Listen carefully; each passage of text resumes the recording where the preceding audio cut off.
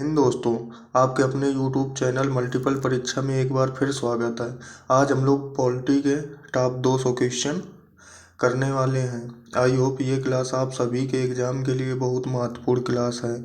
अगर क्लास पसंद आए तो प्लीज़ लाइक शेयर सब्सक्राइब करें, क्योंकि आप हमें जितना ज़्यादा प्यार सपोर्ट देंगे हमें उतनी ज़्यादा ताकत मिलेगी आप सभी के लिए, और दोगुनी मेहनत करने की प्रेरणा मिलेगी सर।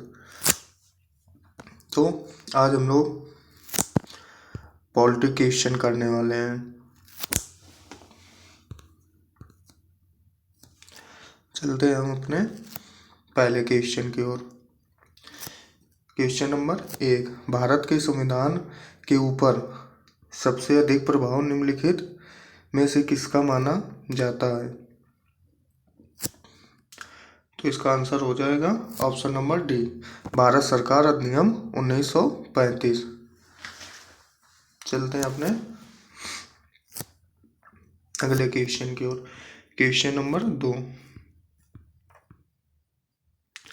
शासन की एकात्मक पद्धति का लाभ है। शासन की एकात्मक पद्धति का लाभ है।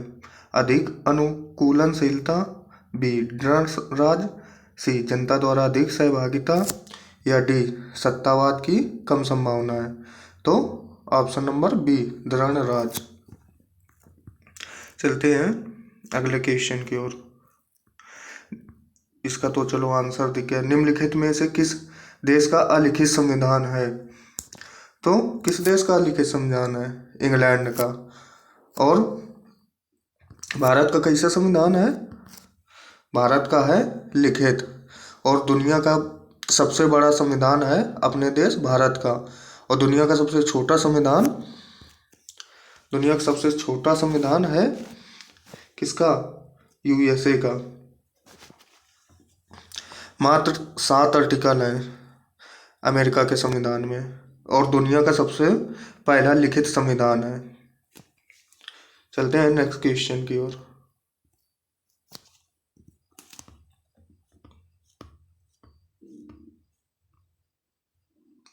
भारत के संविधान सभा का अध्यक्ष कौन था? तो भारत के संविधान सभा का अध्यक्ष कौन थे? डॉक्टर राजेंद्र प्रसाद। और भारत के संविधान सभा के अस्थायी सदस्य थे सच्चिदानंद सिन्हा जी। बी आर अम्बेडकर प्रारूप समिति के अध्यक्ष थे। और डॉक्टर बी एन राव थे संवैधानिक सलाहकार थे। अगला क्वेश्चन,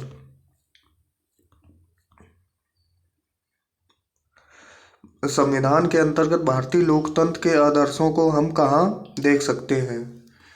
आंसर दीजिए। संविधान के अंतर्गत भारतीय लोकतंत्र के आदर्शों को हम कहाँ देख सकते हैं? तो हम कहाँ देख सकते हैं भाई? आंसर नंबर ए, प्रस्तावना में। अगला क्वेश्चन, संविधान की प्रस्तावना में भारत में को निम्नलिखित में से किस रूप में घोषित किया गया है? तो आंसर दीजिए। ये थोड़ी पीडीएफ सही नहीं बन पाई है। इसका आंसर क्या हो जाएगा? एक प्रभुसत्ता संपन्न समाजवादी पंथ निरपेक्ष लोकतांत्रिक गणराज्य, ऑप्शन नंबर सी। चलते हैं अगले क्वेश्चन की ओर। भारत पूर्ण संप्रभु लोकतांत्रिक गणराज्य कब बना? तो क्या हो जाएगा इसका आंसर? भारत पूर्ण संप्रभु लोकतांत्रिक गणराज्य कब बना? तो भारत 26 नवंबर 1949 को बना। अगला क्वेश्चन, क्वेश्चन नंबर 8, संविधान के उद्देश्य का प्रस्तावना का संशोधन कितनी बार किया गया था? आंसर दीजिए। तो इसका क्या हो जाएगा? इसका हो जाएगा ऑप्शन नंबर डी, अभी तक प्रस्तावना में एक भी बार संशोधन नहीं किया गया है। चलते हैं अगले क्वेश्चन की ओर। क्वेश्चन नंबर 9, निम्नलिखित में से कौन सा राजनीतिक अधिकार नहीं है? आंसर दीजिए। तो कौन सा नहीं है भाई? ऑप्शन नंबर बी, जीवन जीने का अधिकार राजनीतिक अधिकार नहीं है। अगला क्वेश्चन, भारत एक है, तो ये तो सभी को पता है। भारत एक कैसा राज्य है? लोकतांत्रिक। हमारे यहाँ लोकतंत्र मतलब जनता का शासन। चलते हैं क्वेश्चन नंबर 11।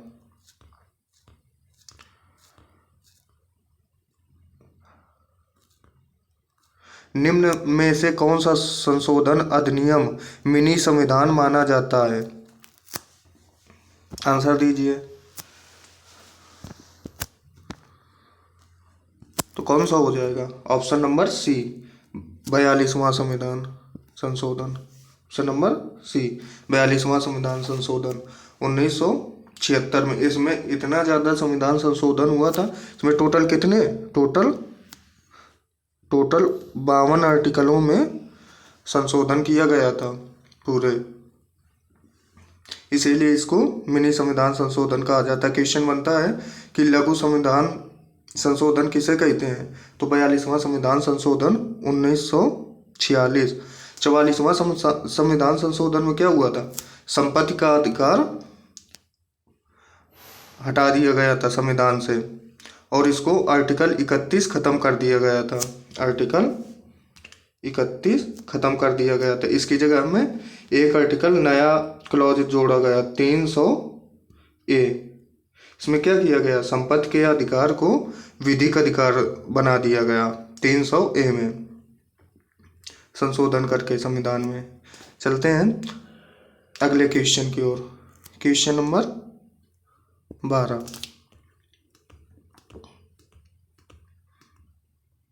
भारत में एकल नागरिकता की अवधारणा अपनाई गई है।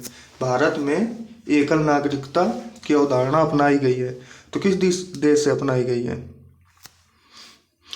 तो ये अपनाई गई है ऑप्शन नंबर ए, इंग्लैंड से। ऑप्शन नंबर ए, इंग्लैंड से अपनाई गई है। वहाँ भी एकल नागरिकता है, अपने देश भारत में भी एकल नागरिकता है। इंग्लैंड की राजधानी क्या हो जाएगी? इंग्लैंड की राजधानी हो जाएगी लंदन। इंग्लैंड की राजधानी लंदन। कनाडा की राजधानी कनाडा की हो जाएगी ओटावा।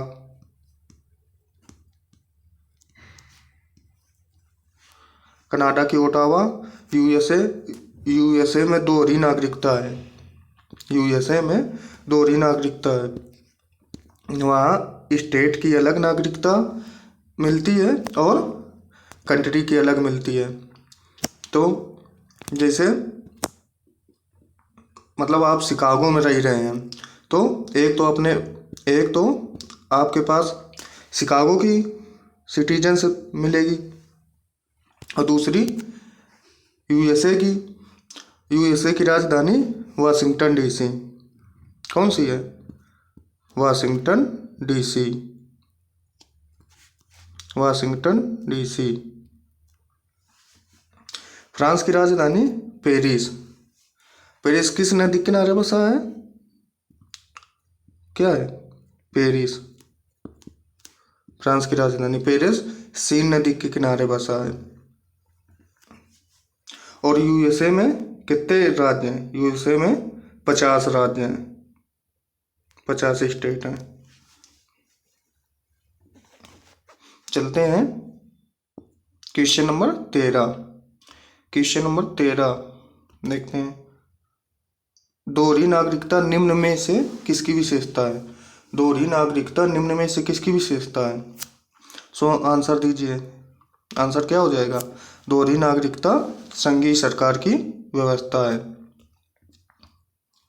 अगला क्वेश्चन, विश्व में सबसे बड़ा संविधान किस देश का है? तो देखिए अभी हमने बताया विश्व में सबसे बड़ा संविधान किस देश का है, यानी अपने प्यारा देश भारत का। तो ऑप्शन नंबर ए हो जाएगा। और सबसे छोटा संविधान दुनिया का लिखित किस देश का है? अमेरिका का। और सबसे पुराना संविधान भी अमेरिका का है। ब्रिटेन का कैसा संविधान है? ब्रिटेन का अलिखित है, मतलब लिखा नहीं गया है वहाँ पे। तो देखते हैं अगला क्वेश्चन।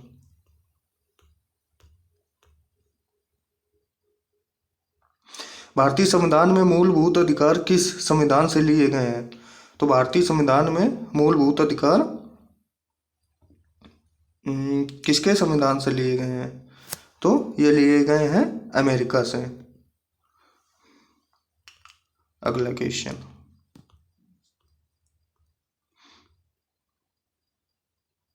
निम्नलिखित में से क्या उच्च न्यायालय और उच्चतम न्यायालय दोनों की अधिकारिता के अधीन आता है?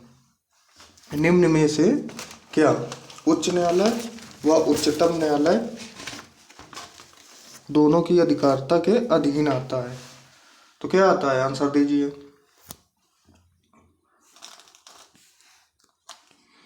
क्या आता है?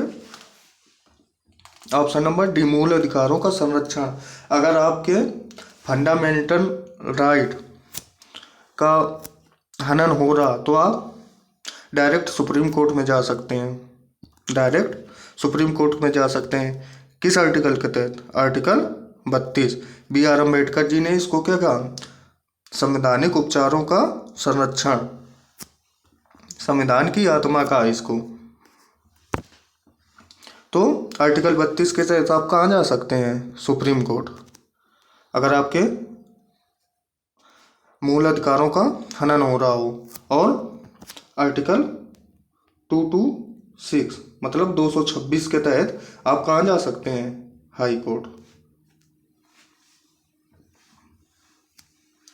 और सुप्रीम कोर्ट कितने में है? सुप्रीम कोर्ट है आपका 124 में। आर्टिकल 124 में है सुप्रीम कोर्ट।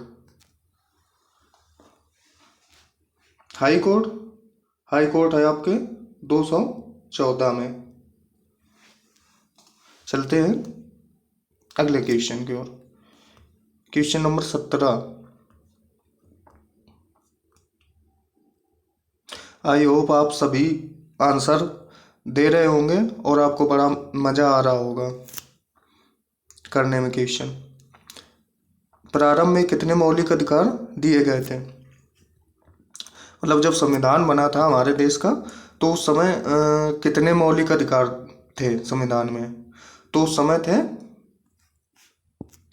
कितने थे? उस समय भाई थे 7।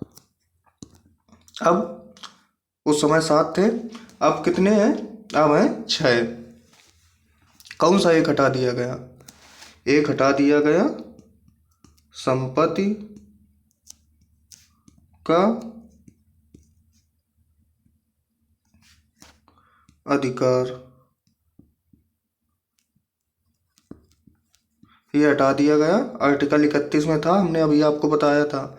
इसको कहाँ से आर्टिकल 31 निरस्त कर दिया गया। इसके जगह में एक आर्टिकल संविधान में जोड़ा गया 300A, और इसको संवैधानिक अधिकार नहीं, ना कि क्या बना दिया गया? इसको बना दिया गया विधिक अधिकार, विधिक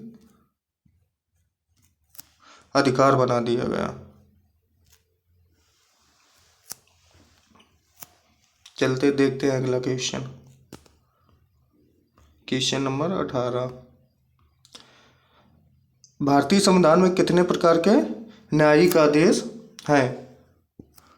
चलिए इसका तो आंसर ही दिख गया। कितने हैं? 5। अगला क्वेश्चन।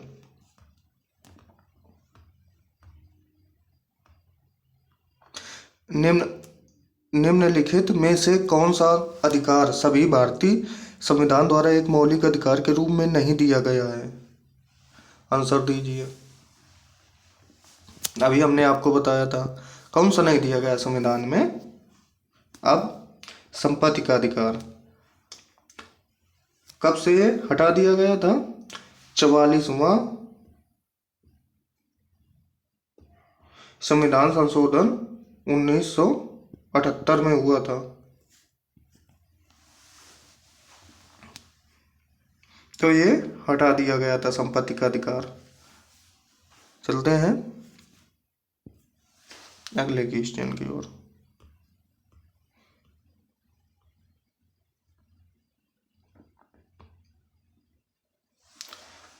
हाँ, कोई राज्य उन अधिकारों द्वारा जाना जाता है जिन्हें वह बनाए रखता है। ये किसका कथन है? कोई राज्य उन अधिकारों द्वारा जाना जाता है जिन्हें वह बनाए रखता है। यह किसका कथन है? आंसर दीजिए। तो ये किसका हो जाएगा? ये लास्की का, फिलोसफर है लास्की। अगला क्वेश्चन, क्वेश्चन नंबर 21। भारत के संविधान में शामिल राजनीति के निर्देशक सिद्धांतों की अवधारणा किसके संविधान से ली गई है? तो किसके संविधान से ली गई है? नीति निर्देशक तत्व यानी डीपी, इसे हम बोलते हैं डीपी एसपी। डीपीएसपी किस देश के संविधान से ली गई है? तो ये ली गई है आयरलैंड के संविधान से। समवर्ती सूची ली गई है ऑस्ट्रेलिया के संविधान से। देखते हैं अगला क्वेश्चन, क्वेश्चन नंबर 22। भारतीय संविधान के किस भाग में भारत को एक कल्याणकारी राज्य के रूप में स्थापित करने की बात कही गई है? भारतीय संविधान के किस भाग में भारत को एक कल्याणकारी राज्य के रूप में स्थापित करने की बात कही गई है? तो संविधान की प्रस्तावना, मौलिक अधिकार, संविधान का भाग 3, या ऑप्शन सी राजनीति के निर्देशक सिद्धांत, संविधान का भाग 4, या डी भारतीय संविधान की अनुसूची। तो क्या हो जाएगा? राजनीति के निर्देशक सिद्धांत संविधान के भाग 4 में। राज्य के नीति निर्देशक सिद्धांत कहाँ से कहाँ तक है? 36 से लेके 51 तक। 51 तक। भाग 1 से लेके 4 तक, ये भाग 1। दूसरा 5 से लेके 11 तक। भाग 2, भाग 3 में 12 से लेके 35 तक। भाग 4 आर्टिकल कितने से? 36 से लेके 51 तक। ये आर्टिकल संविधान में दिए गए हैं। चलते हैं अगले क्वेश्चन की ओर।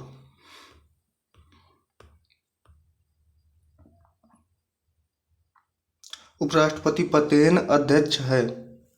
उपराष्ट्रपति पदेन अध्यक्ष है। तो उपराष्ट्रपति पदेन अध्यक्ष किसका? ये भाई अभी तक ऐसा कोई एग्जाम ना बचा होगा जिसमें ये क्वेश्चन पूछा ना गया हो। तो ये किसका हो जाएगा? ये है राज्यसभा का होता है। राज्यसभा का कोई अध्यक्ष नहीं होता अलग से, तो उपराष्ट्रपति होता है राज्यसभा का पदेन अध्यक्ष। और उपराष्ट्रपति हमारे संविधान में किस आर्टिकल में है? तो 63 में। चलते हैं अगले क्वेश्चन की ओर, क्वेश्चन नंबर 24। भारत का राष्ट्रपिता किसका एक अभिन्न भाग है? भारत का राष्ट्रपति किसका एक अभिन्न भाग है? तो भारत का राष्ट्रपति किसका अभिन्न भाग है? भारत का राष्ट्रपति है हमारे संसद का। देखिए संसद, आर्टिकल नंबर कितना हो जाएगा? 79। फिर संसद किन किन चीज़ों से मिलकर बनी होती है? संसद बनी होती है नंबर 1 प्रेसिडेंट, फिर राज्यसभा और लोकसभा से मिलकर, इन 3 चीज़ों से मिलकर संसद बनी होती है। प्रेसिडेंट कितने में होता है? आर्टिकल 52 में। राज्यसभा राज्यसभा आर्टिकल 80 और लोकसभा आर्टिकल 81 में। अब देखिए, राज्यसभा राज्यसभा को क्या कहा जाता है? ये होता है उच्च सदन, मतलब अपर हाउस। राज्यसभा को अपर हाउस कहते हैं। और लोकसभा होती है निम्न सदन, मतलब लोअर हाउस। अगला क्वेश्चन, क्वेश्चन नंबर 25। निम्नलिखित में से वह व्यक्ति कौन था जिसे भारत के राष्ट्रपति के रूप में निर्विरोध चुना गया? निम्नलिखित में वह व्यक्ति कौन था जिसे भारत के राष्ट्रपति के रूप में निर्विरोध चुना गया? तो कौन हो जाएंगे? नीलम संजीव रेड्डी जी। ऑप्शन नंबर सी, नीलम संजीव रेड्डी। डॉक्टर राजेंद्र प्रसाद राजेंद्र प्रसाद हमारे देश के पहले राष्ट्रपति थे। डॉक्टर राजेंद्र प्रसाद। और दूसरे राष्ट्रपति थे डॉक्टर एस राधाकृष्णन, मतलब सर्वपल्ली राधाकृष्णन। इन्हीं के जन्म दिवस में क्या बनाया जाता है? राष्ट्रीय शिक्षक दिवस। डॉक्टर सर्वपल्ली जी के जन्म दिवस के रूप में मनाया जाता है। अगला क्वेश्चन, क्वेश्चन नंबर 26। संसद के दोनों सदनों के संयुक्त सत्र कौन बुलाता है? तो संसद के दोनों सदनों का संयुक्त सत्र कौन बुलाता है? संसद के दोनों सदनों का संयुक्त सत्र बुलाता है हमारे देश के प्रेसिडेंट, राष्ट्रपति जी।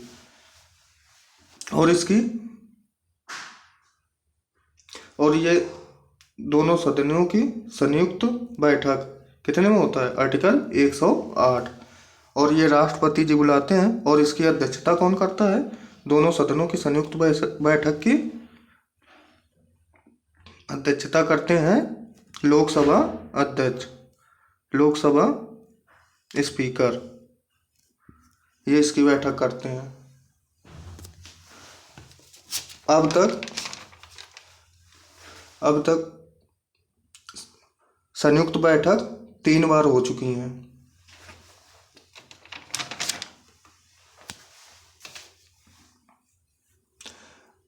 तो अब तक 3 बार हो चुकी हैं संयुक्त बैठक। नंबर एक कब हुई थी? को बता रहे हैं, दहेज प्रतिबंध अधिनियम 1900, दहेज प्रतिबंध अधिनियम 1959 में, 1959 में ये पहली संयुक्त बैठक हुई थी। किसके? उसमें JL नेहरू जी के शासनकाल में, नेहरू जी के ये पहली बैठक हुई थी। फिर दूसरी हुई थी बैंकिंग सेवा आयोग 1900,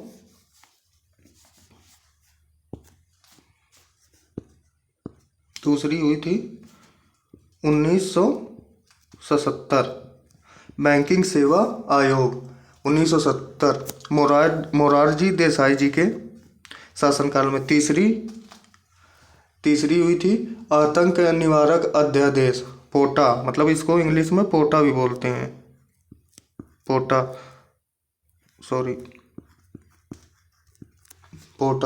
2002 में, ये अटल जी के कार्यकाल में हुई थी। तो अब तक कितनी बार संयुक्त बैठकें हो चुकी हैं? अब तक 3 बार हो चुकी हैं। क्वेश्चन अगर पूछा जाए कि हमारे देश में अभी तक कितनी बार संयुक्त बैठकें, मतलब संयुक्त सत्र का आयोजन हुआ है, तो कितनी बार हुआ है? 3 बार। अगला क्वेश्चन, क्वेश्चन नंबर 27। राज्यसभा के सदस्य के लिए न्यूनतम आयु है। राज्यसभा के सदस्य के लिए न्यूनतम आयु है। देखिए, राज्यसभा के सदस्य के लिए न्यूनतम आयु कितनी है? ऑप्शन नंबर सी, 30 वर्ष, 30 वर्ष। और लोकसभा के, ये तो हो गई RAS, मतलब राज्यसभा लोकसभा लोकसभा के लिए 25 वर्ष और राष्ट्रपति के लिए, प्रेसिडेंट के लिए 35 वर्ष। और यही होती है राज्यपाल जी के लिए, मतलब गवर्नर के लिए उम्र। और 21 वर्ष ये होती है पंचायत चुनाव लड़ने के लिए, मतलब प्रधानी अर्धानी के जो चुनाव होते हैं उनके लिए कितनी वर्ष होती है? 21 वर्ष होती है। अगला क्वेश्चन,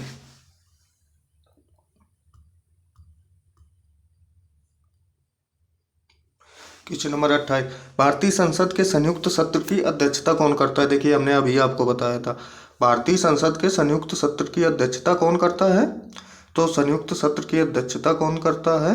ये करता है लोकसभा अध्यक्ष। ऑप्शन नंबर सी, लोकसभा अध्यक्ष करता है। और बुलाता कौन है? बुलाता है हमारे देश का प्रेसिडेंट।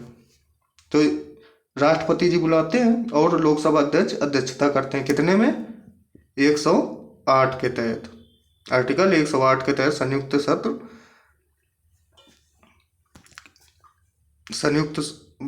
सत्र है। आर्टिकल कितने में? 108 में। इसी के तहत राष्ट्रपति जी बुलाते हैं।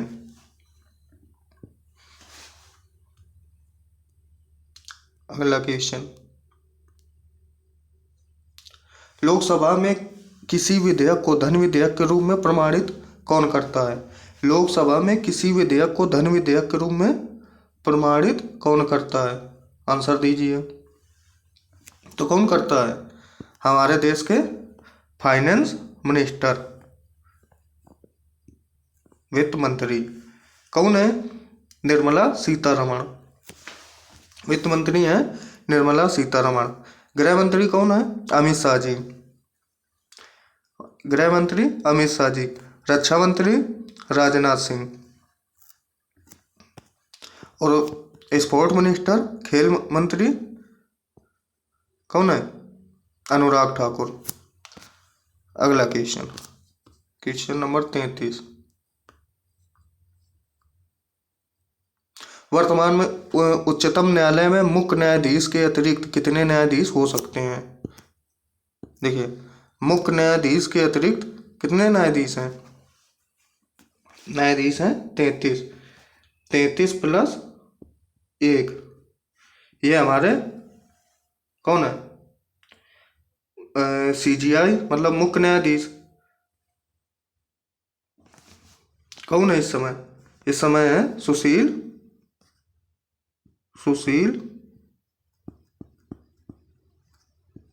चंद्रा जी।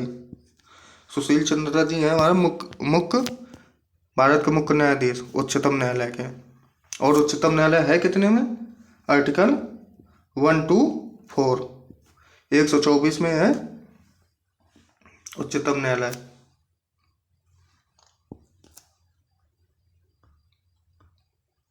अगला क्वेश्चन, भारतीय संविधान के किस संशोधन अधिनियम द्वारा पंचायती राज व्यवस्था को संवैधानिक दर्जा दिया गया? भारतीय संविधान के किस संशोधन अधिनियम द्वारा पंचायती राज व्यवस्था को संवैधानिक दर्जा दिया गया? तो ये हो जाएगा ऑप्शन नंबर सी। ये अभी हाल ही में परीक्षा जो आयोजित हुई यूपीएसआई का पूछा गया क्वेश्चन है 2021 में जो हुई है। अगला क्वेश्चन, क्वेश्चन नंबर 32,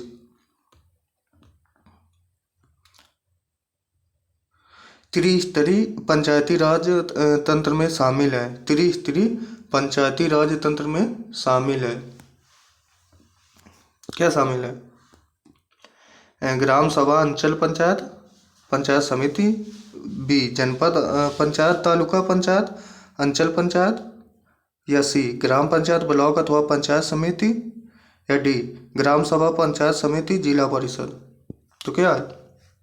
क्या हो जाएगा इसका? इसका हो जाएगा ऑप्शन नंबर ए, ग्राम सभा, अंचल पंचायत और पंचायत समिति।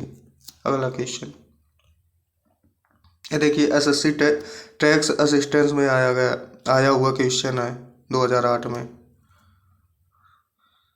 सब प्रीवियस ईयर क्वेश्चन सब आपको करा रहे हैं। पूरी ये घटना चक्र का निचोड़ है। भारत में त्रिस्तरीय पंचायत राज प्रणाली का प्रस्ताव किसने किया था? भारत में त्रिस्तरीय पंचायत राज प्रणाली का प्रस्ताव किसने किया था? तो त्रिस्तरीय पंचायत प्रणाली का प्रस्ताव किसने किया था? देखिए, ये त्रिस्तरीय पंचायत राज प्रणाली का प्रस्ताव रॉयल कमीशन के द्वारा किया गया था। Option number C. और बलवंत राय मेहता समिति, ये कमेटी बनी थी त्रिस्तरीय। तो प्रणाली का प्रस्ताव जो था वो रॉयल कमीशन ने किया था, कंफ्यूज ना होइएगा आप। और बलवंत राय मेहता समिति, इसके द्वारा त्रिस्तरीय समिति बनी थी। और अशोक मेहता समिति, यह 2 स्तरीय समिति थी।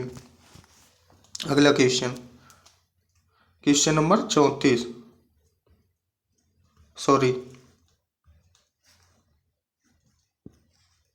इसका हो जाएगा, सॉरी इसका ए हो जाएगा, बलवंत राय मेहता समिति।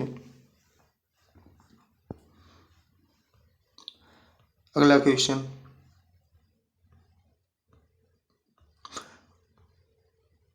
निम्नलिखित में भारतीय संविधान की विशेषता नहीं है। निम्नलिखित में भारतीय संविधान की विशेषता नहीं है। तो क्या नहीं है? राज्य के मौलिक अधिकार। Option number C. चलते हैं अगले क्वेश्चन की ओर।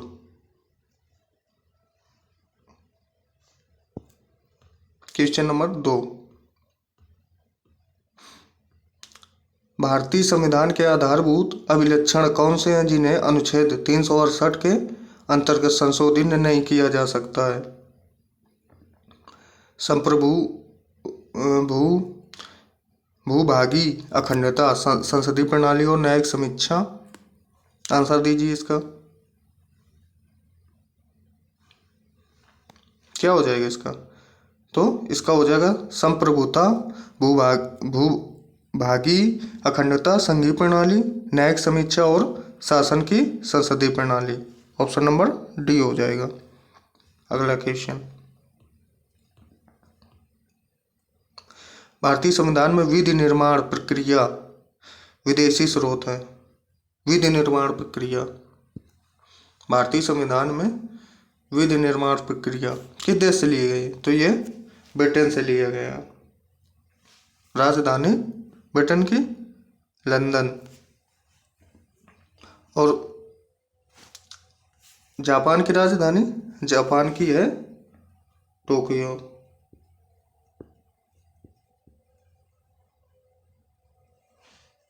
दुनिया का सबसे आबादी वाला शहर कौन सा है?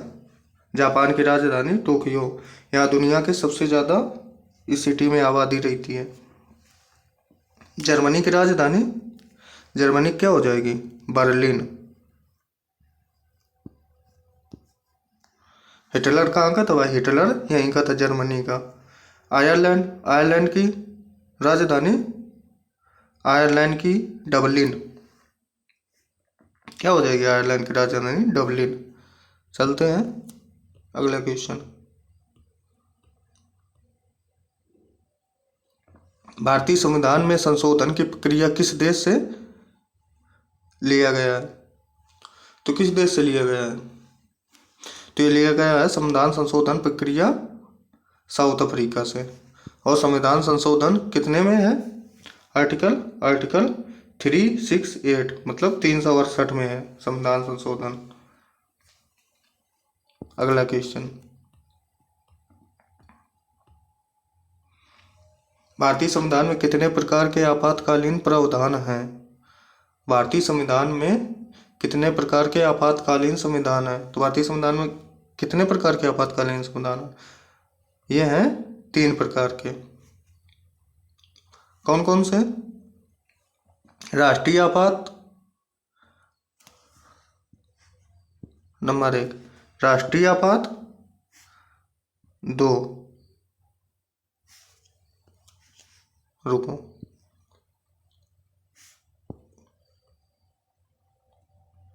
कौन कौन से हैं? नंबर 1 राष्ट्रीय आपात मतलब 352 आर्टिकल में नेशनल इमरजेंसी, 2 356 राष्ट्रपति शासन, जो किसी स्टेट की जब गवर्नमेंट संवैधानिक रूप से चलने में विफल हो जाती है तो वहाँ पे क्या लग जाता है? वहाँ पे लग जाता है राष्ट्रपति शासन।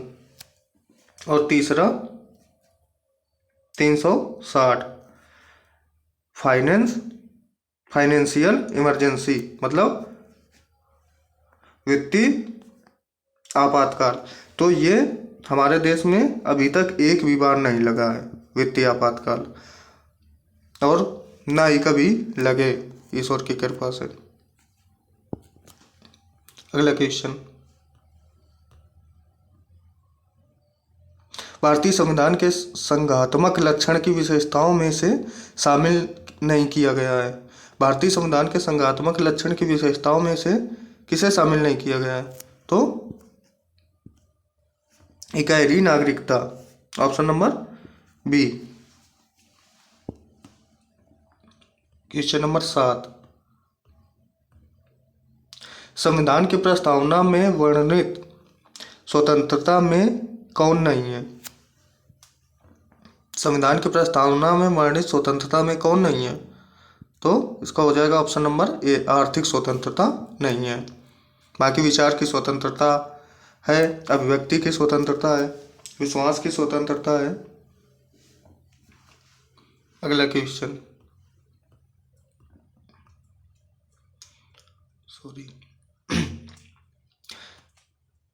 ऑप्शन, चलो ठीक है ऑप्शन देखिए।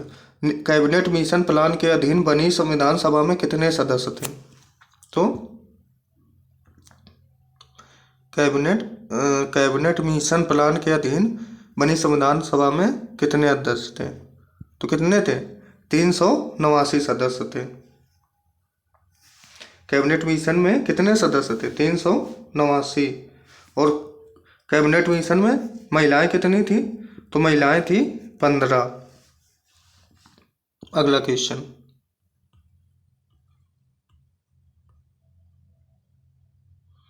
संविधान के अंतर्गत भारतीय लोकतंत्र के आदर्शों को हम कहाँ देख सकते हैं? संविधान के अंतर्गत भारतीय लोकतंत्र के आदर्शों को हम कहाँ देख सकते हैं? तो हम कहाँ देख सकते हैं भाई? हम देख सकते हैं प्रस्तावना में।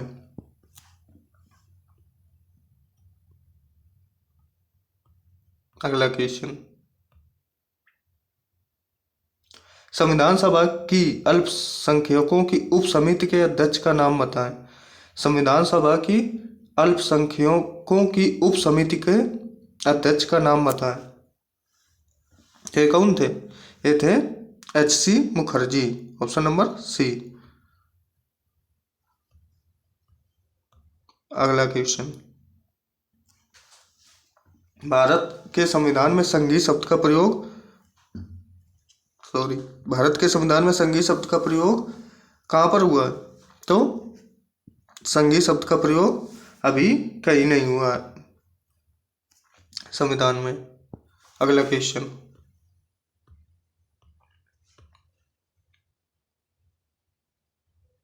संविधान की प्रारूप समिति के समक्ष प्रस्तावना को किसने प्रस्तावित किया था? संविधान की प्रारूप समिति के समक्ष प्रस्तावना को किसने प्रस्तावित किया था? तो किसने किया था?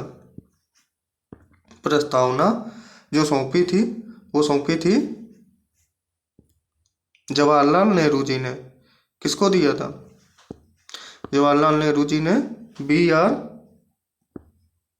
अम्बेडकर जी को दिया था।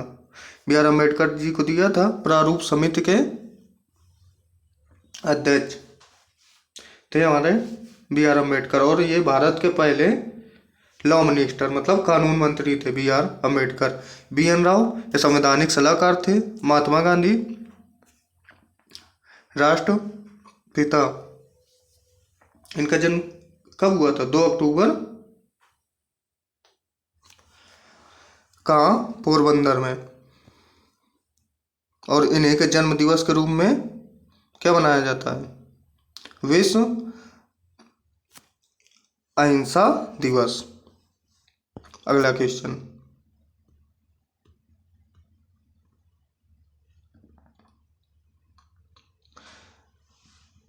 राज्य के नीति निर्देशक सिद्धांतों के अंतर्गत किस अनुच्छेद में राष्ट्रीय महत्व के स्मारकों, स्थानों और वस्तुओं का संरक्षण के विषय में कहा गया है? राज्य के नीति निर्देशक सिद्धांतों के अंतर्गत किस अनुच्छेद में राष्ट्रीय महत्व के स्मारकों, स्थानों और वस्तुओं के संरक्षण के विषय में कहा गया है? तो किसमें कहा गया है? ये कहा गया है आर्टिकल 49 में। अगला क्वेश्चन,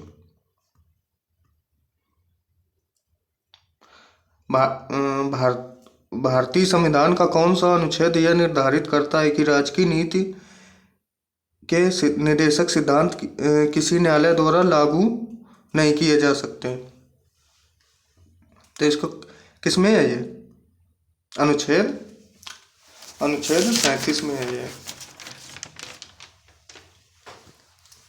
अनुच्छेद 37 में। देखते हैं पहले सारे आर्टिकल। अनुच्छेद 31 में क्या है?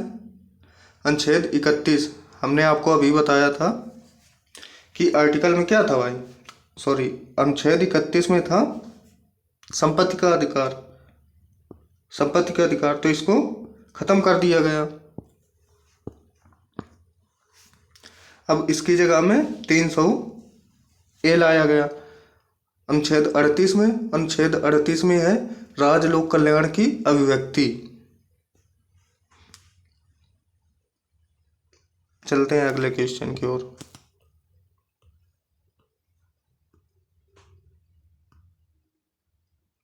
राज्य के नीति निर्देशक सिद्धांतों में से कौन सा गांधीवादी दर्शन पर आधारित था? राज्य के नीति निर्देशक सिद्धांतों में से कौन सा गांधीवादी दर्शन पर आधारित था? आंसर दीजिए।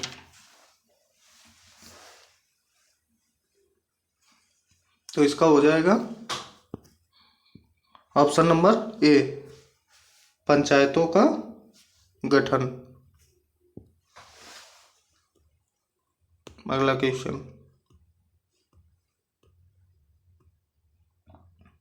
संविधान के किस अनुच्छेद के प्रावधानों के अंतर्गत भारत सरकार ने भारत रत्न और पद्मश्री को प्रारंभ किया? तो संविधान के किस अनुच्छेद के प्रावधानों के अंतर्गत भारत सरकार ने भारत रत्न और पद्मश्री को प्रारंभ किया? तो ये आर्टिकल 18 के तहत प्रारंभ किया। अब आर्टिकल 15 में क्या है? लिंग जाति में विभेद, मतलब लिंग जाति जन्म के स्थान पर विभेद। अनुच्छेद 16 में क्या है? अनुच्छेद 16 में है एससी ओबीसी को जो हमारे संविधान में रिजर्वेशन मिला है नौकरियों में, वैसे तो कायम है आर्टिकल 16 में जो छूट मिलती है 5 साल 3 साल वाली। और अनुच्छेद 17 छुआछूत से निषेध। छुआछूत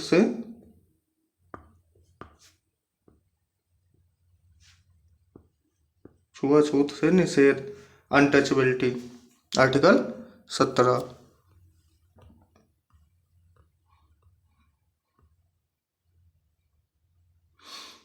के बिना मौलिक अधिकारों का कोई मूल्य नहीं है। संवैधानिक उपचारों का अधिकार के बिना, ये किसने कहा था? बी आर अम्बेडकर, संविधान की आत्मा, आर्टिकल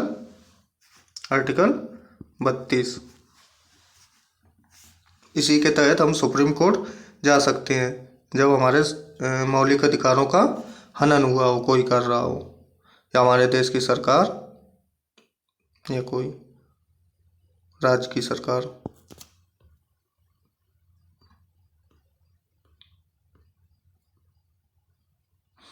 भारत के संविधान के किस अनुच्छेद में पोषण के स्तर और जीवन स्तर को बढ़ाने के लिए सार्वजनिक स्वास्थ्य में सुधार के लिए राज्य के कर्तव्य के बारे में बात की गई है?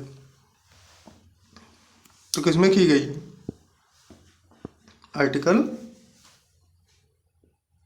47। अगला क्वेश्चन, मौलिक अधिकारों के बारे में कौन सा कथन सत्य नहीं है? मौलिक अधिकारों के बारे में कौन सा कथन सत्य नहीं है? देखिए, संविधान के प्रारंभ में 7 मौलिक अधिकार दिए गए थे, ये तो सही है भाई। जब संविधान बना था तो उसमें कितने मौलिक अधिकार थे? 7 थे। फिर एक हटा दिया गया 44वें संविधान संशोधन 1978 के तहत, संपत्ति का अधिकार। दूसरा, मौलिक अधिकार की व्यवस्था अनुच्छेद 12 से 35 तक है। हमने अभी बताया है भाग 3 में मौलिक अधिकार की व्यवस्था अनुच्छेद 12 से 35 तक है, ये भी सही है। प्राण एवं दैहिक स्वतंत्रता का अधिकार आपातकाल में भी निलंबित नहीं होता है, ये भी सही है। प्राण एवं दैहिक स्वतंत्रता का अधिकार ये आपातकाल में भी नहीं निलंबित होता है, तो ये भी सही है। चौथा,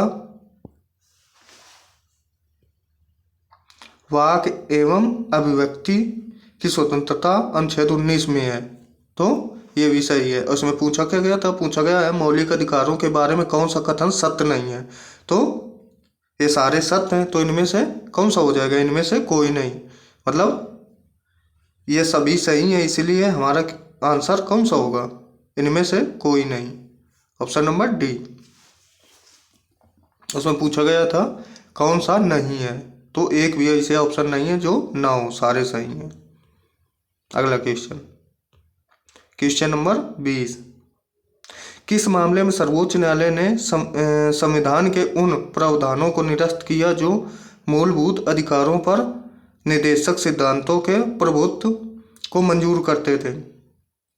किस मामले में सर्वोच्च न्यायालय ने संविधान के उन प्रावधानों को निरस्त किया जो मूलभूत अधिकारों पर निर्देशक सिद्धांतों के प्रभुत्व को मंजूर करते थे? तो आंसर दीजिए, कौन सा केस है? Minerva mince case. ये पूरी क्लास देखिएगा, किसी भी एग्जाम में 4 से 5 क्वेश्चन बिल्कुल इसी क्लास से आपको डिक्टो मिलेंगे। अगला क्वेश्चन, क्वेश्चन नंबर 21, जीवन का संरक्षण और व्यक्तिगत आजादी मौलिक अधिकार के अंग हैं, तो कौन से हैं? ऑप्शन ए स्वतंत्रता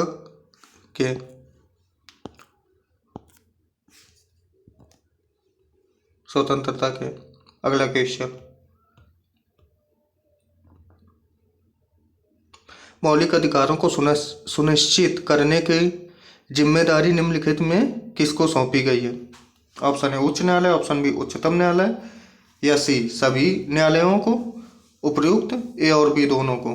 तो हमने आपको अभी बताया था पहले वाले क्वेश्चन में कि मौलिक अधिकारों का जब हनन हो तो हम कहाँ जा सकते हैं? हम उच्च न्यायालय भी जा सकते हैं और उच्चतम न्यायालय भी जा सकते हैं। उच्च न्यायालय आर्टिकल 32 के तहत, उच्चतम न्यायालय आर्टिकल 226 मतलब 226 के तहत। लेकिन यहाँ जा सकते हैं, लेकिन हमारा सुप्रीम कोर्ट एक्सपेक्ट करता है कि पहले आप, अगर आपके मौलिक अधिकारों का हनन हो रहा है तो पहले आप, मतलब मना नहीं करेगा लेकिन एक्सपेक्ट करता है कि पहले आप जाइए हाई कोर्ट, फिर जब वहाँ से आपको न्याय ना मिले तो आप मेरे पास आइए। अगला क्वेश्चन, निम्नलिखित में से कौन सा न्यायिक आदेश उच्च न्यायालय या उच्चतम न्यायालय द्वारा किसी व्यक्ति को किसी सार्वजनिक कार्यालय पर अधिकार करने से रोकने के लिए जारी किया जाता है?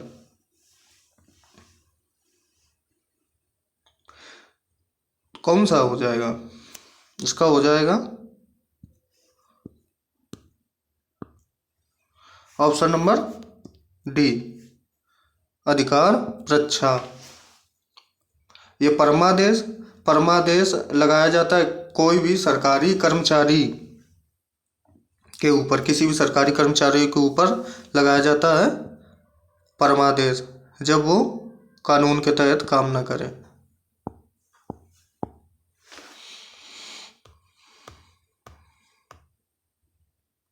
सेना द्वारा प्रशासन तथा न्यायपालिका को अपने नियंत्रण लेने के बाद लागू कायदे कानून को कहते हैं, क्या कहते हैं? इसे कहते हैं मार्शल लॉ, मार्शल लॉ।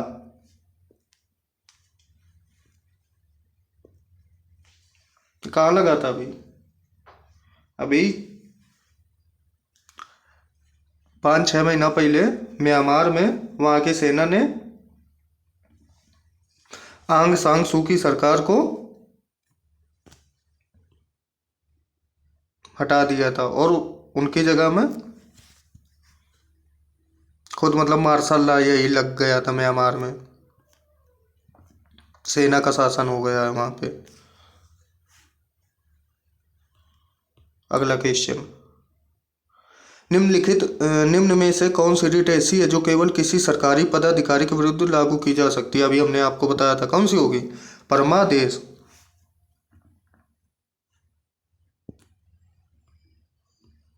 अगला क्वेश्चन, पूरी क्लास देख के जाइएगा, बहुत मजा आएगा पूरी क्लास करने के बाद, आप बहुत ही अच्छा महसूस करेंगे। नौकरी में समान अवसर का अधिकार संविधान के किस अनुच्छेद में प्रतिस्थापित है? तो समान अवसर का आंसर दीजिए, किसमें हो जाएगा? हमने अभी बताया था कि जो SC OBC को रिजर्वेशन मिलता है, किसमें मिलता है? आर्टिकल 16 में। नेक्स्ट क्वेश्चन,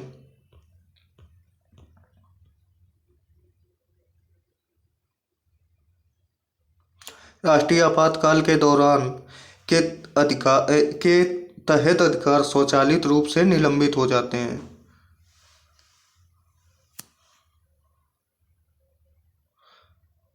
राष्ट्रीय आपातकाल के दौरान के तहत स्वचालित रूप से निलंबित हो जाते हैं, तो कौन हो जाते हैं निलंबित? स्वतंत्रता का अधिकार, ऑप्शन ए। अगला क्वेश्चन, संविधान के मूल कर्तव्यों के अंतर्गत किसे शामिल नहीं किया गया है? तो देखिए, मूल कर्तव्यों में, मूल कर्तव्य कितने हैं हमारे संविधान में? मूल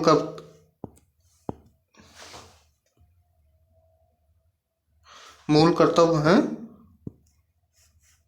11। तो संविधान का पालन ये है, राष्ट्रगान का आदर ये भी है, देश की रक्षा ये भी है, उच्च शिक्षा का प्रयास, उच्च शिक्षा का प्रयास ये नहीं है। चलते हैं अगले क्वेश्चन की ओर। क्वेश्चन नंबर 29, सार्वजनिक संपत्ति की रक्षा तथा हिंसा का त्याग संविधान के किस भाग में वर्णित है? सार्वजनिक संपत्ति की रक्षा तथा हिंसा किस भाग में वर्णित है? तो किस भाग में वर्णित है? आंसर दीजिए।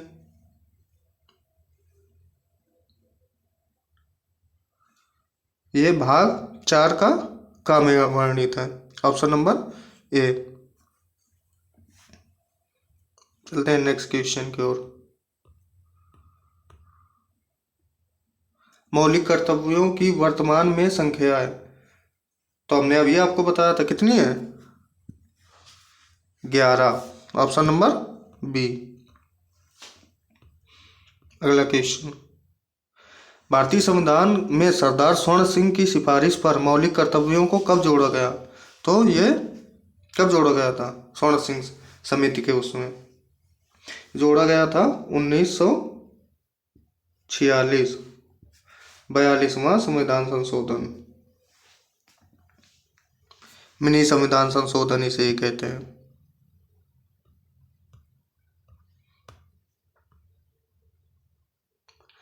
भारतीय संविधान के किस अनुच्छेद में मुख्यमंत्री के कार्यों को परिभाषित किया गया है? भारतीय संविधान के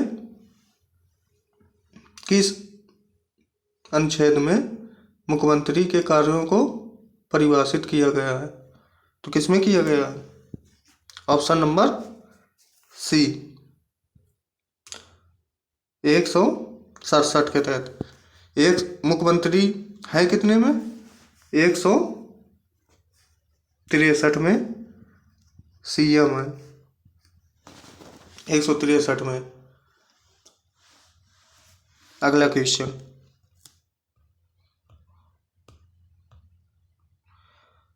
भारतीय संविधान का कौन सा अनुच्छेद भारतीय संविधान का कौन सा अनुच्छेद यह निर्धारित करता है कि राजकीय नीति के निर्देशक सिद्धांत किसी न्यायालय द्वारा लागू नहीं किए जा सकते? तो किसमें है ये? Article 37, option number C. Question number 15, राज्य के नीति निर्देशक सिद्धांतों में से कौन सा गांधीवादी दर्शन पर आधारित था? कौन सा था? ग्राम पंचायतों का गठन। सरकार के किस अनुच्छेद के प्रावधानों के अंतर्गत भारत सरकार ने भारत रत्न और पद्म श्री को प्रारंभ किया? तो किसके तहत? आर्टिकल 18 के तहत।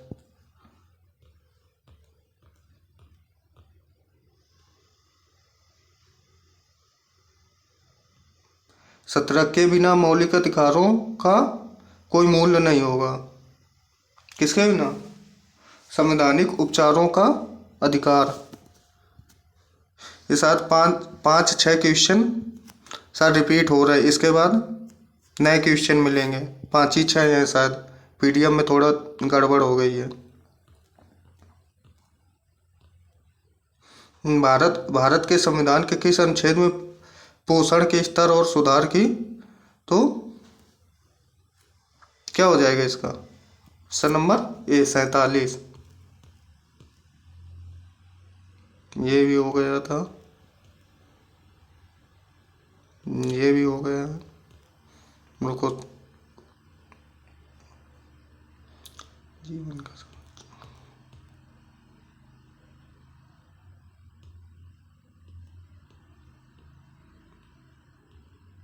बस एक सेकंड रुकिएगा भाई सभी लोग।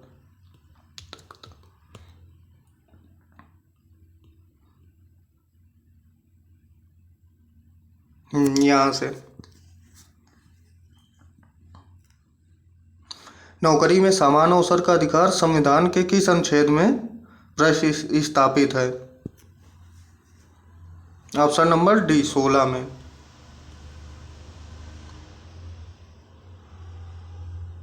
राष्ट्रीय आपातकाल के दौरान के तहत अधिकार स्वचालित रूप से निलंबित हो जाते हैं। तो किस चीज़ के? स्वतंत्रता का अधिकार।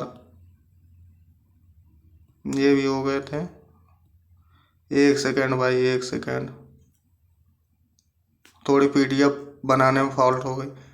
सार्वजनिक संपत्ति, ये भी हो गया था।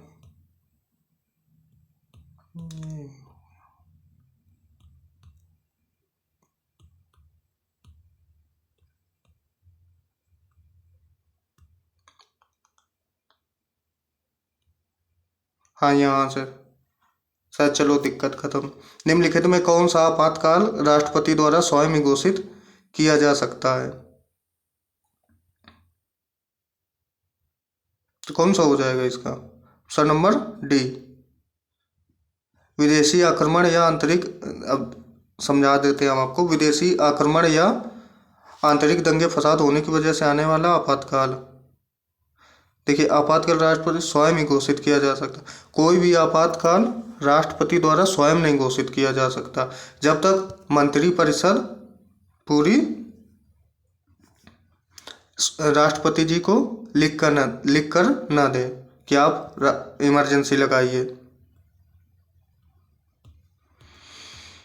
अगला क्वेश्चन, निम्नलिखित को भारत के उपराष्ट्रपति के रूप में कार्यरत स्थिति के अनुसार वास्तविक क्रम में व्यवस्थित करें। 35, करिए जल्दी जल्दी।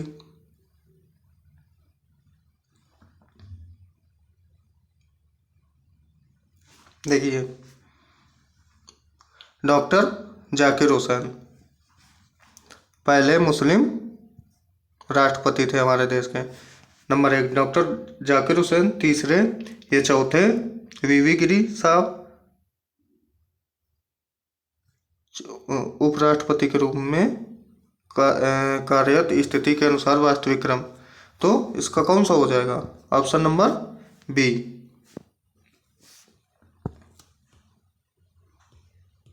अगला क्वेश्चन,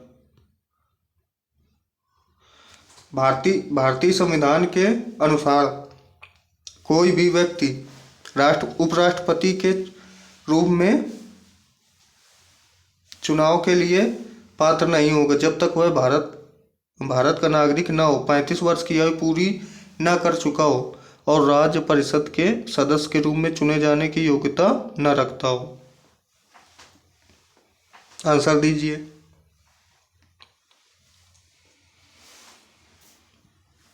कौन सा हो जाएगा? ऑप्शन नंबर, देखिए उपराष्ट्रपति का है तो उपराष्ट्रपति होता कितने में है? उपराष्ट्रपति, इसका आंसर हो जाएगा सी। उपराष्ट्रपति होता है 63 में, 63 में होता है उपराष्ट्रपति।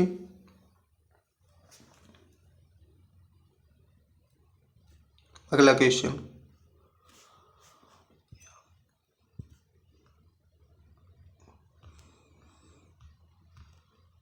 भारतीय संविधान के अनुसार कार्यपालिका का प्रमुख कौन है?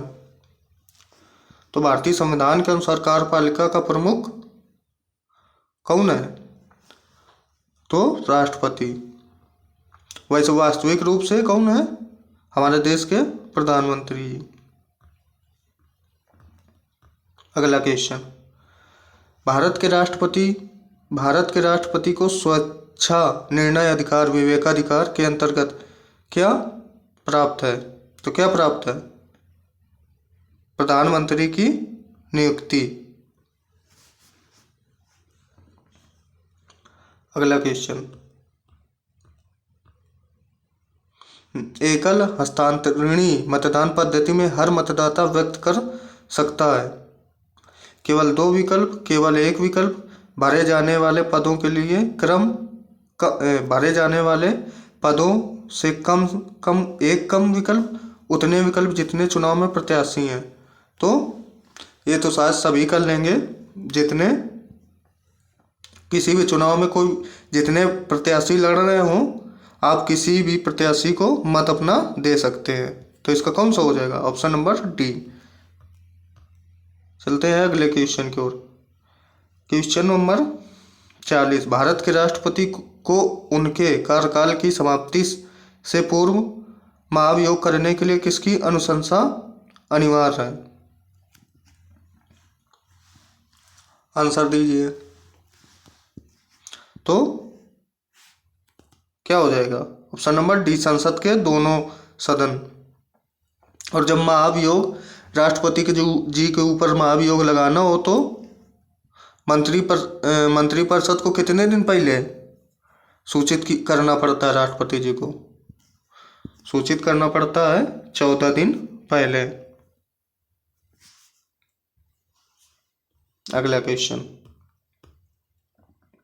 निम्नलिखित में से कौन सा अधिकार केवल राज्यसभा को प्राप्त है? राष्ट्रपति के विरुद्ध महाभियोग की कार्रवाई शुरू करना, अखिल भारतीय सेवाओं को शुरू करने का अनुमोदन करना, उपराष्ट्रपति को उसके पद से हटा देना, या उपयुक्त सभी अधिकार। कौन सा हो जाएगा? ऑप्शन नंबर बी, नवीन अखिल भारतीय सेवाओं को शुरू करने का अनुमोदन करना। अगला क्वेश्चन,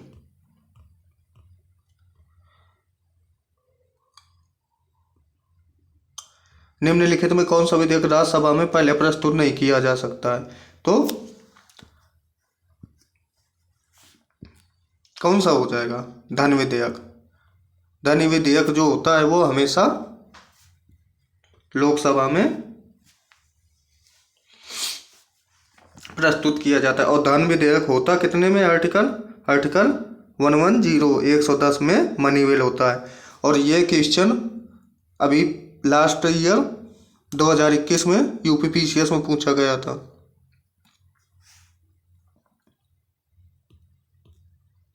लोकसभा के सदस्यों के चुनाव में निम्नलिखित में किस विधि को प्रयुक्त किया जाता है? लोकसभा के सदस्यों के चुनाव में निम्नलिखित में किस विधि को प्रयुक्त किया जाता है? तो भूभागी प्रतिनिधित्व, मतलब कितने क्षेत्र में कितनी आबादी है उस हिसाब से संसदीय क्षेत्र डिक्लेयर किया जाता है। ऑप्शन नंबर डी, भूभागी प्रतिनिधित्व। भारतीय महानियंत्रक और महालेखा परीक्षक किसके लिए एक मित्र, दार्शनिक व मार्गदर्शक के रूप में कार्य करता है? तो आंसर दीजिए इसका, क्या हो जाएगा? इसका हो जाएगा लोक लेखा समिति।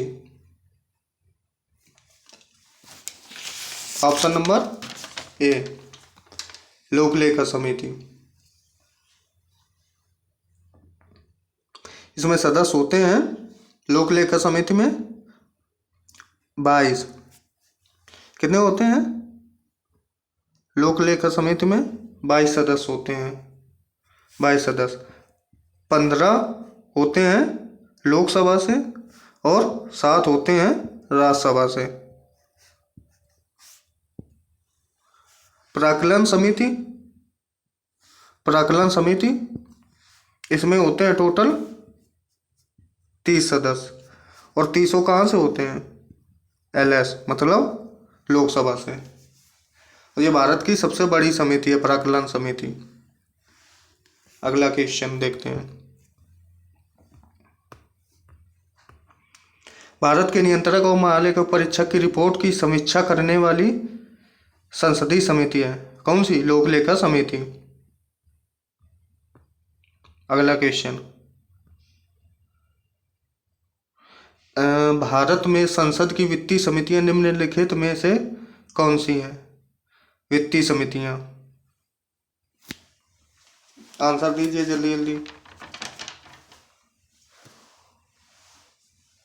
कौन सा हो जाएगा? लोक लेखा समिति भी है, प्राक्कलन समिति भी है, लोक उपक्रम समिति भी है। तो ऑप्शन नंबर डी तीनों है।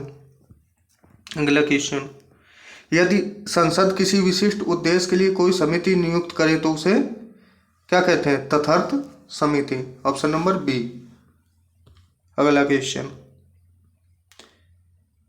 किसने यह कहा है कि कोई भी राजनीतिक धर्म से रहित नहीं है? किसने यह कहा है कि कोई भी राजनीतिक धर्म से रहित नहीं है? तो ये किसने कहा है? महात्मा गांधी जी ने। Option number B. अगला क्वेश्चन, दल रहित लोकतंत्र के पक्ष में कौन था? जेपी नारायण, जयप्रकाश नारायण। ऑप्शन नंबर ए।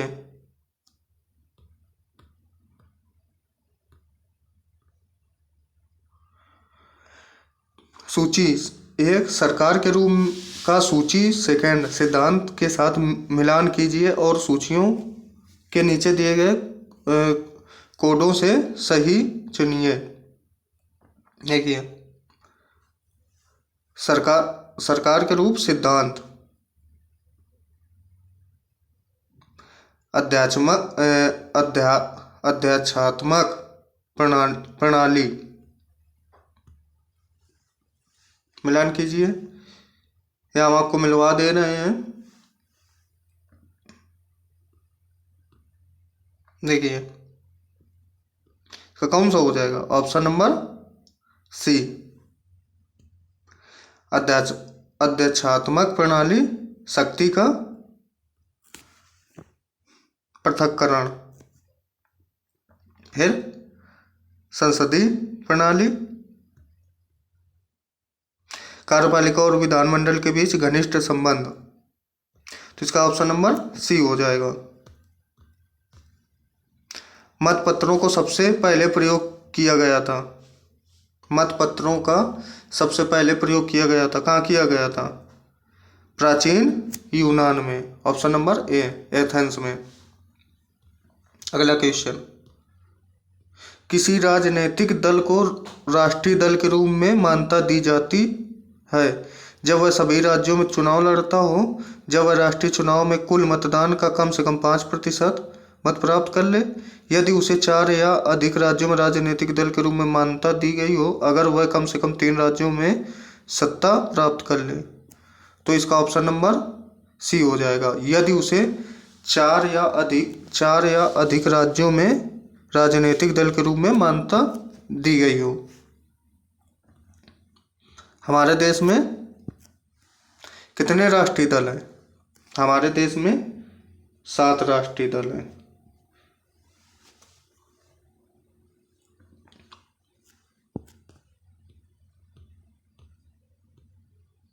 आंतरिक अशांति के कारण किस वर्ष राष्ट्रीय आपात लागू किया गया?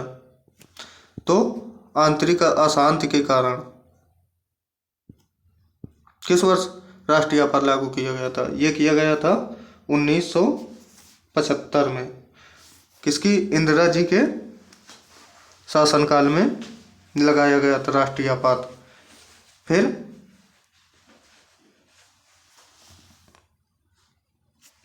तो 1975 में लगाया गया था ये, इंदिरा जी के शासनकाल में। और 1978 में 44वां संविधान संशोधन हुआ था, संपत्ति का अधिकार जिसमें हटाया गया था। 44वां संविधान संशोधन 1978। अगला क्वेश्चन, लोक सेवा आयोग के सदस्य अपना इस्तीफा किसे सौंपते हैं? तो ये लोक सेवा आयोग के अध्यक्ष किसे सौंपेंगे अपना इस्तीफा? अपना इस्तीफा सौंपते हैं राष्ट्रपति को। अगला क्वेश्चन, चौथी अनुसूची में किसका वर्णन? चौथी अनुसूची में किसका वर्णन? तो राज्यों तथा संघीय क्षेत्रों की राज्यसभा में प्रतिनिधित्व। Option number D. अगला क्वेश्चन, लोकसभा का चुनाव अधिसूचित करने का अधिकार है। देखिए, लोकसभा चुनाव अधिसूचित करने का अधिकार है वो किसको है? राष्ट्रपति जी को। और लोकसभा चुनाव डिक्लेयर करने का अधिकार वो अधिसूचना, देखिए अधिसूचना जारी करते हैं कौन? राष्ट्रपति। और डिक्लेयर कौन करता है? हमारे देश का इलेक्शन कमीशन, चुनाव आयोग।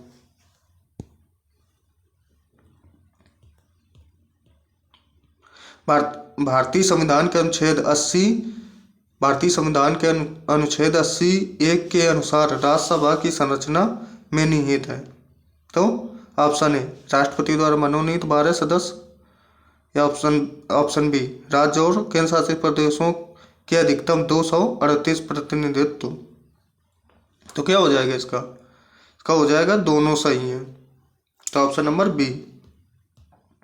अगला क्वेश्चन, यदि कभी यह सवाल उठता है कि कोई विधेयक धन विधेयक है या नहीं, तो इसका निर्णय अंतिम होगा। किसका होगा?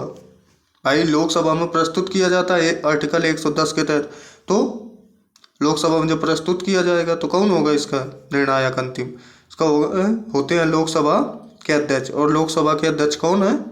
ये हैं लोकसभा के अध्यक्ष ओम बिरला जी। इनकी कॉन्स्टिट्यूंसी है कोटा राजस्थान। ये कोटा राजस्थान से सांसद हैं।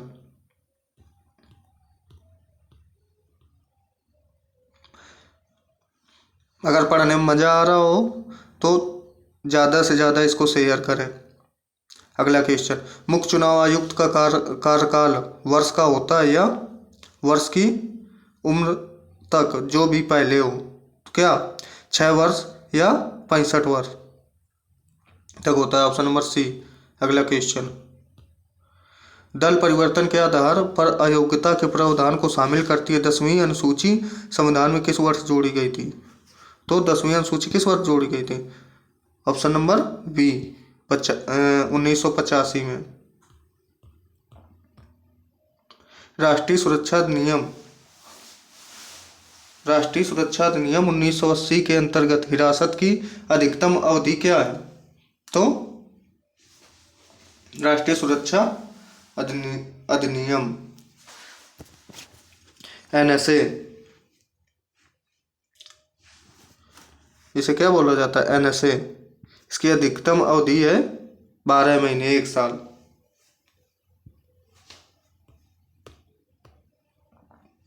अगला क्वेश्चन, भारतीय संविधान के किस अनुच्छेद में निर्वाचन आयोग के लिए प्रावधान है? तो आर्टिकल 324, ऑप्शन नंबर सी 324 में निर्वाचन आयोग है, चुनाव आयोग।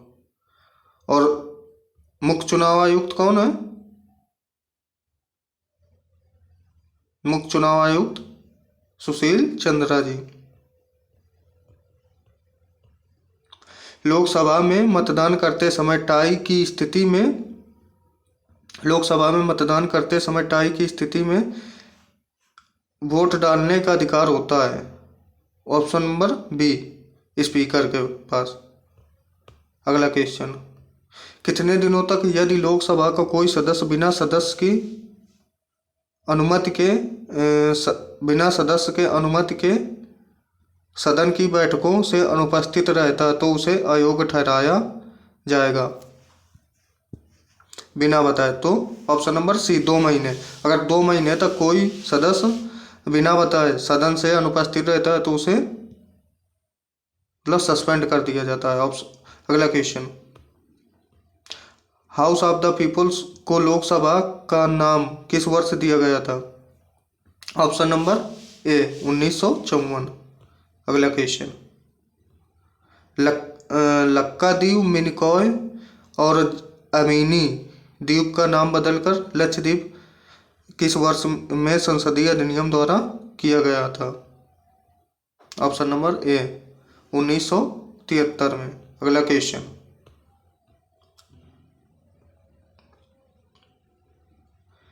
सूची 1 से सूची 2 का मिलान करना है। देखिए,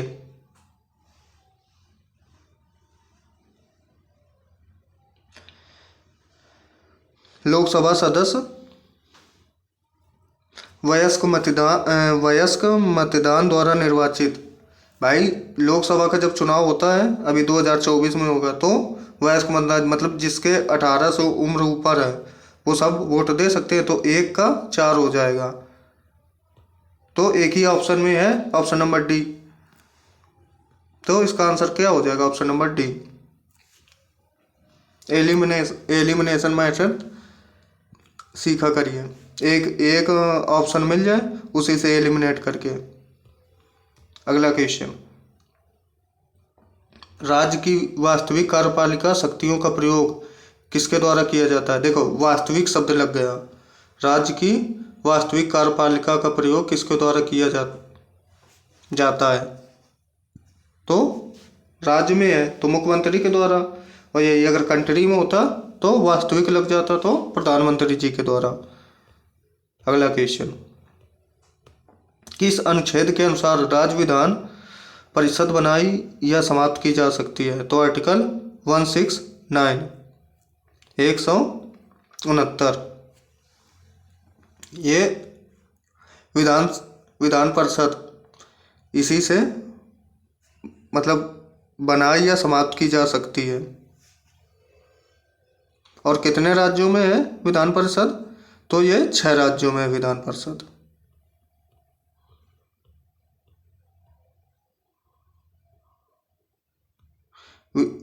अगला क्वेश्चन, विधानमंडल का प्रमुख कर्तव्य क्या है? तो विधानमंडल का प्रमुख कर्तव्य नियमों कानूनों का अधिनियमित करना। Option number B. निम्नलिखित का मिलान कीजिए। तो ये मतलब उच्च न्यायालय और उनके राज्य क्षेत्र पूछा गया है। निम्नलिखित का मिलान कीजिए। तो देखो पांडिचेरी, तो पांडिचेरी आता है किसके क्षेत्र में? मद्रास में आता है पांडिचेरी। अंडमान निकोबार ये आता है कोलकाता में। फिर लक्षद्वीप ये आता है केरल में, लक्षद्वीप। और दमन और दीव ये आता है बॉम्बे में। तो इसका ऑप्शन नंबर 3 पांडिचेरी का क्या था? मद्रास। देखिए एक ही ऑप्शन में है 3, तो ऑप्शन नंबर ए। अगला क्वेश्चन, त्रिभाषा सूत्र की सिफारिश किस समिति ने की थी? तो ये किया था कोठारी समिति, कोठारी समिति।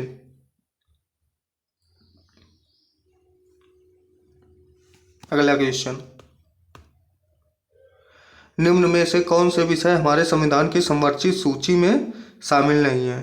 तो शेयर बाजार तथा भावी फ्यूचर बाजार, तो ये संवर्ती सूची में नहीं शामिल है। ये किसमें शामिल है? ये है हमारी संघ सूची में। शेयर बाजार ये जो है ये संघ सूची में है।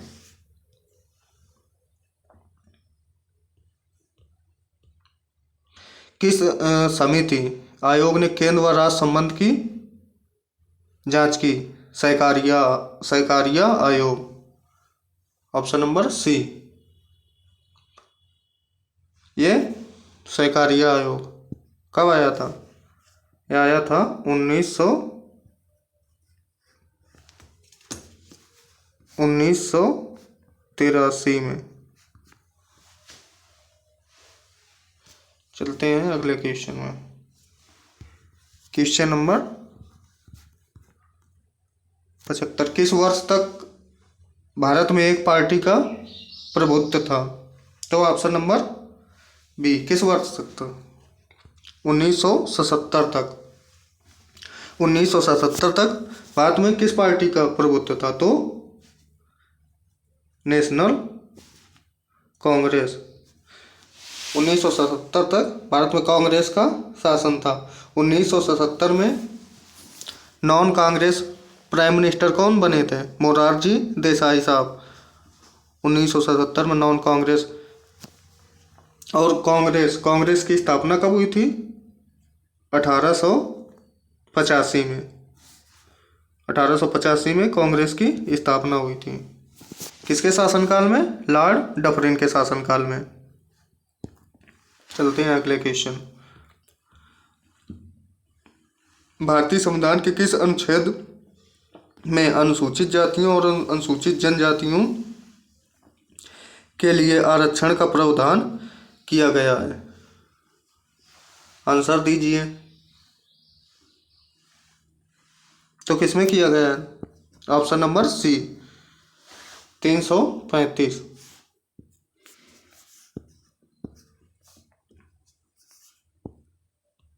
अगला क्वेश्चन, अनुच्छेद 330 में किसका वर्णन है? लोकसभा में अनुसूचित जाति एवं जनजाति के लिए स्थान या राज्यसभा में? तो देखिए भाई, लोकसभा पूछा गया है तो 330 पूछा गया, तो 330 किसका हो जाएगा? लोकसभा का। ऑप्शन नंबर ए। अगला क्वेश्चन, राज्य द्वारा पारित समवर्ती सूची के लिए कानून किस प्रकार केंद्र का भी कानून बनता है? आंसर दीजिए। तो उसका क्या हो जाएगा? 78 का option number D.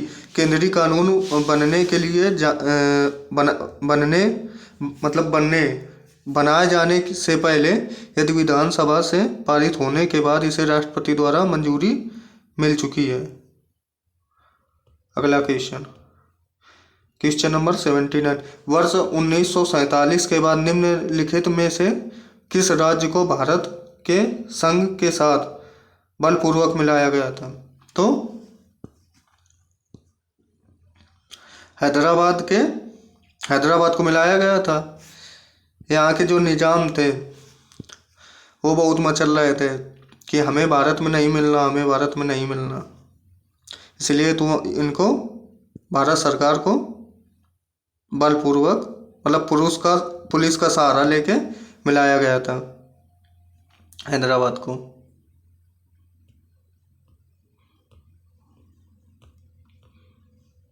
Question number 80, अनुसूचित जनजातियों के लिए लोकसभा में कितनी सीटें हैं? तो अनुसूचित जनजातियों के लिए लोकसभा में सीटें हैं कितनी है? 47। और अनुसूचित जातियों के लिए हैं 84।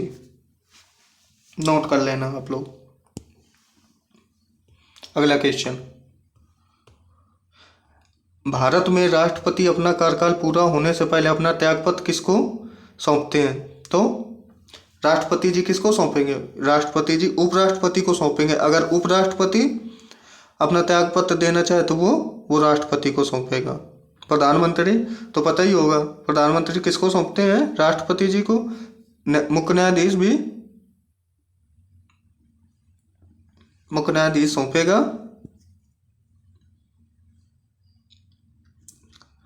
राष्ट्रपति जी को। स्वतंत्र भारत में उत्तर प्रदेश राज्य के प्रथम विधानसभा अध्यक्ष कौन थे? तो ये थे पुरुषोत्तम दास टंडन जी। प्रथम परसीमन आयोग कब गठित किया गया? तो ये किया गया था 1952 में किया गया था प्रथम परसीमन आयोग। हरियाणा में विधानसभा की सीट उतनी है जितनी छत्तीसगढ़ में है।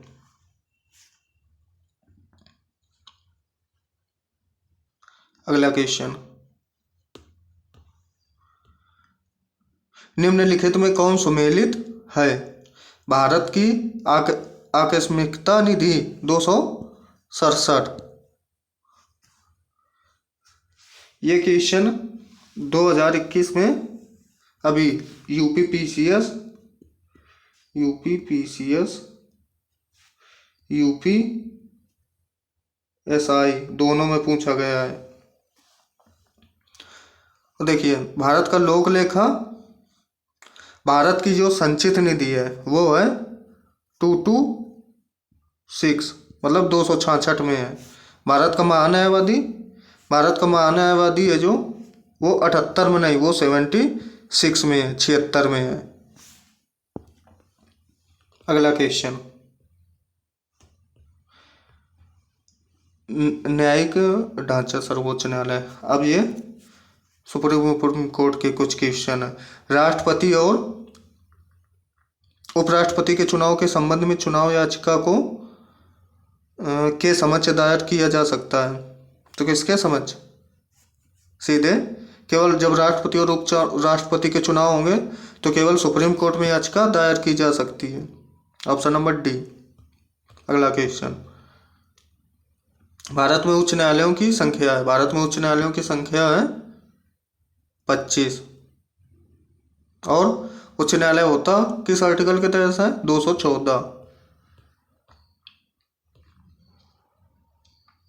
सर्वोच्च न्यायालय में यदि कोई व्यक्ति जाता है तो वह आवेदन करेगा।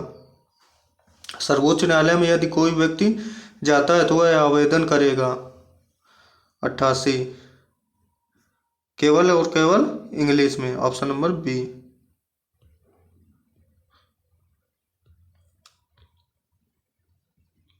भारत के सर्वोच्च न्यायालय के संबंध में निम्नलिखित कथनों पर विचार कीजिए।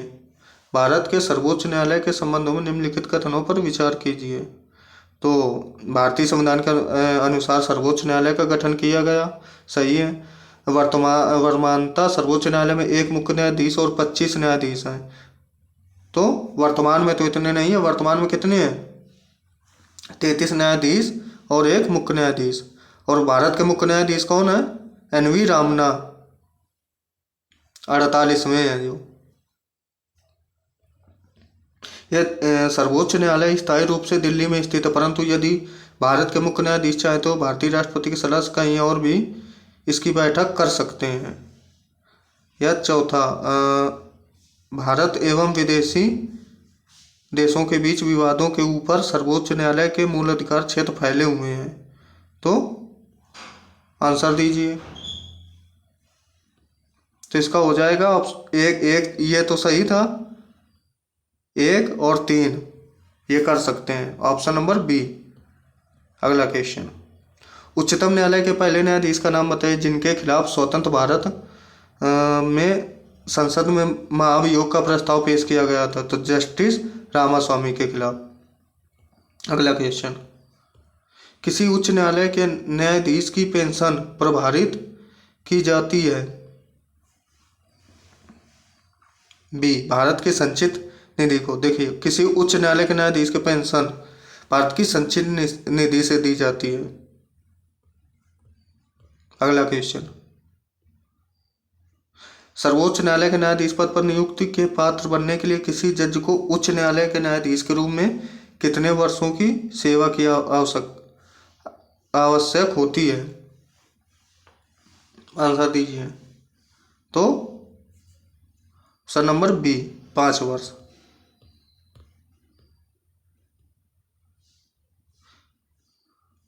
93 कौन सा युग्म सुमेलित है? देखिए, भारत के मुख्य न्यायाधीश का वेतन 3 लाख है। तो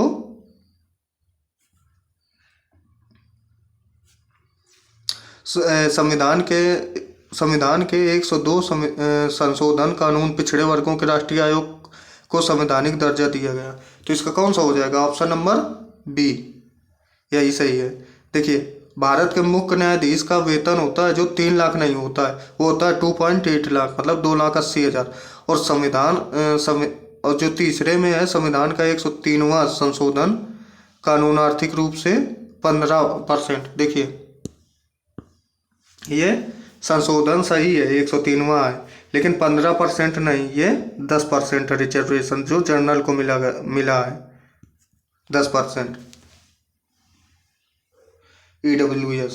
संविधान का समा संशोधन कानून GST लागू करना, समा नहीं है यहाँ, 101वां है GST से।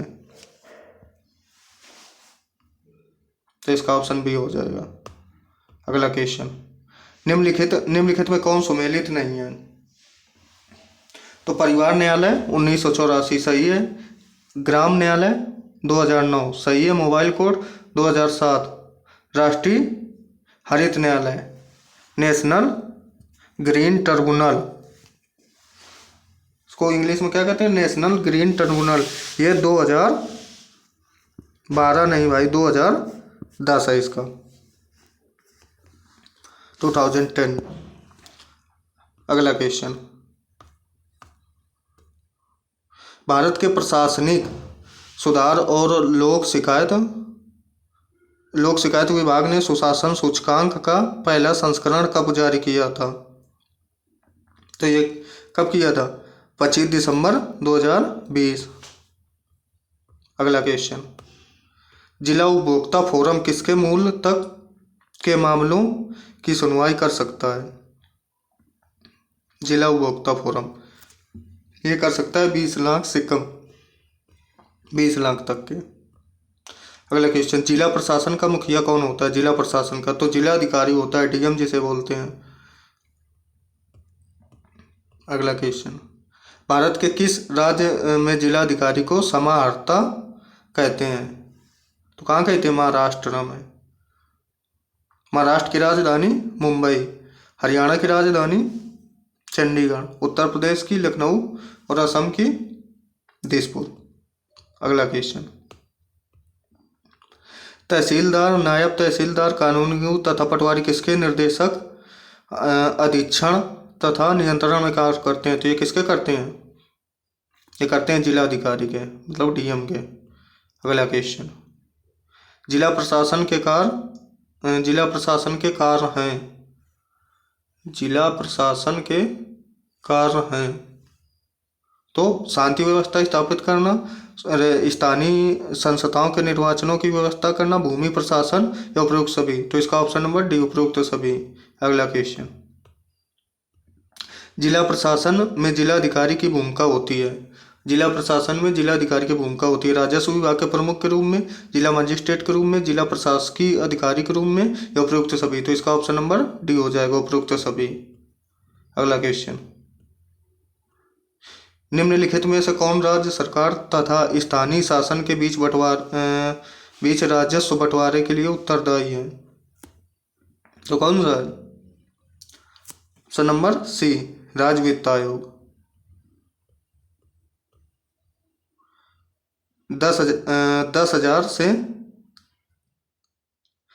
1 लाख से ज्यादा की जनसंख्या लेकिन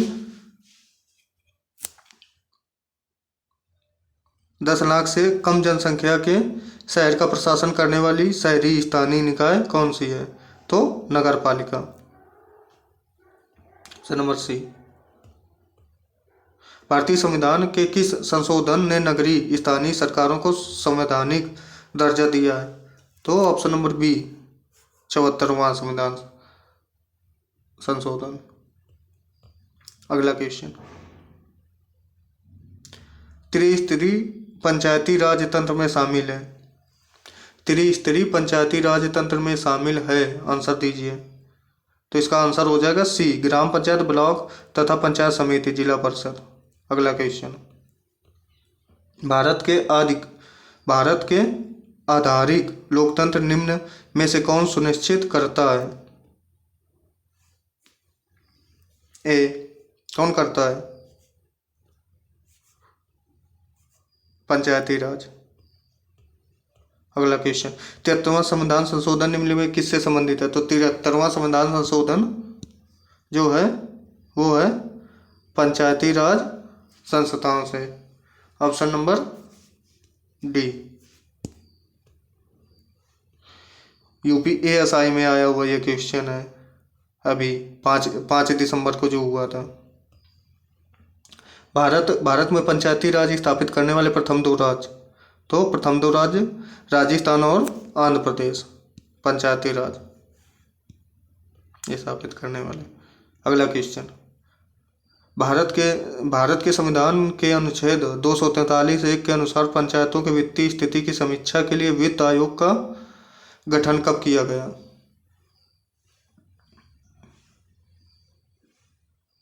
एक 109 बी।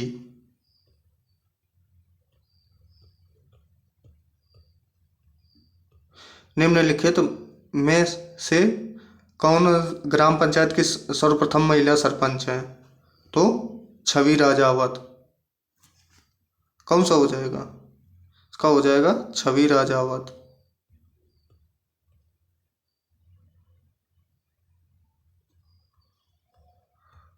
ये शायद एग्जैक्ट मुझे याद नहीं, लेकिन ये शायद उसमें आया था पेट में, जो 24 अगस्त को हुआ था एग्जाम, उसमें आया था ये क्वेश्चन सुबह पाली में। भारत में सर्वप्रथम नगर निगम की स्थापना कहाँ पर की गई थी? तो कहाँ पर की गई थी? मद्रास में। अगला क्वेश्चन, निम्नलिखित में किस समिति ने 2 स्तरीय पंचायतों के गठन का सुझाव दिया है? 2 स्तरीय हमने आपको बताया था, किसमें? अशोक मेहता समिति, 1977। अगला क्वेश्चन, राज्य निर्वाचन आयोग की स्थापना संविधान के किस अनुच्छेद के तहत की गई है? ऑप्शन नंबर ए, 243 के। शायद ये मेरा अंतिम क्वेश्चन है। हाँ जी हाँ, ये अंतिम क्वेश्चन है। तो अब यहीं पे क्लास समाप्त होती है। वीडियो कैसी लगी है? अगर अच्छी लगी हो तो लाइक करें, शेयर करें और ज़्यादा से ज़्यादा वीडियो को सब्सक्राइब करें और प्लीज़ कमेंट ज़रूर करें क्लास कैसी लगी है। धन्यवाद।